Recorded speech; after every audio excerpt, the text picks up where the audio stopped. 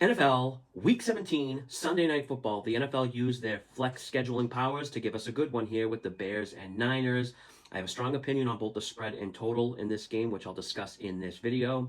For all the bets I make in real time, you can join the Betting Network 2.0 Discord. It's free to join, but I do offer an upgraded subscription option for anyone looking for the more time-sensitive information. The invite link to join is in all my social media bios. Having a pretty good season, currently up 20 units on official NFL plays. That doesn't include another 35 units in NFL free picks and props.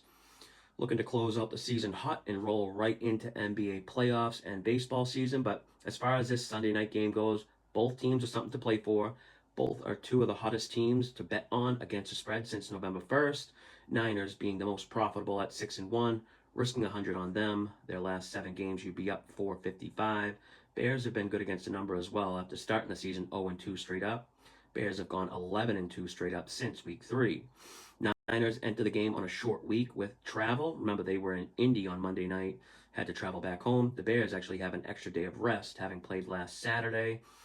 So it does limit the home field advantage here. And I like betting on teams who have an extra time to prepare when they have elite game planners at head coach. A bunch of head coaches where extra rest doesn't really matter, but Ben Johnson is not one of them. So I bet the Bears plus 3.5 at minus 120. But regardless of who you like in this game, you always want to be on the right side of the key number of 3. If you only have one sportsbook option to place bets, that's fine.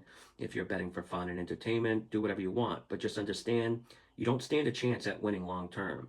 Sure, you're going to have winning weeks and even months, but in the end, you'll be down money if you aren't doing the most simple, basic things to give yourself a chance. And one of those things would be line shopping. It's something anyone can do, takes no expertise, but it will 100% make a difference over a large sample size of games. And I'm not saying this game here is going to land exactly on 3, but future games will. And when that happens, you want to be on the right side of 3. And this doesn't mean always buying a half point either. That's not a long-term solution to this problem because you're paying for that. The solution is having enough options to shop lines so you don't always have to buy points. It's tough enough to win betting games at minus 110.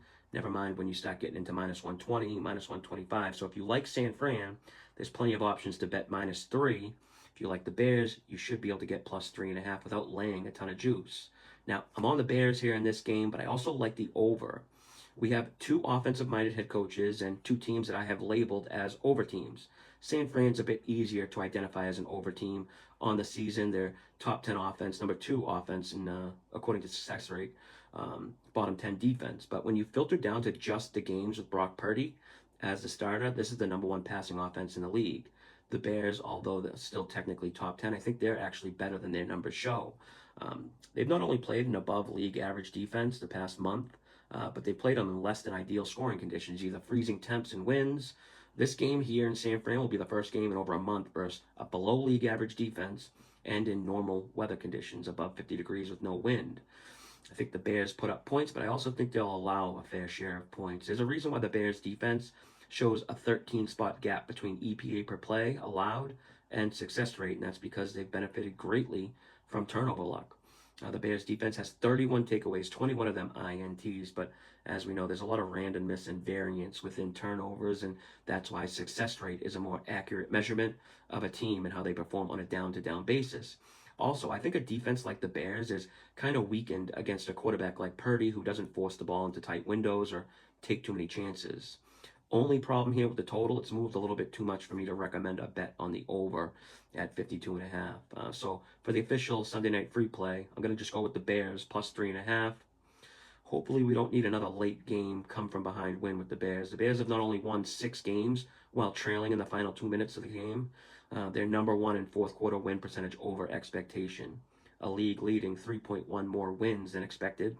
Not a stat you want to be first in, but that's it for this one. Until next time, good luck with your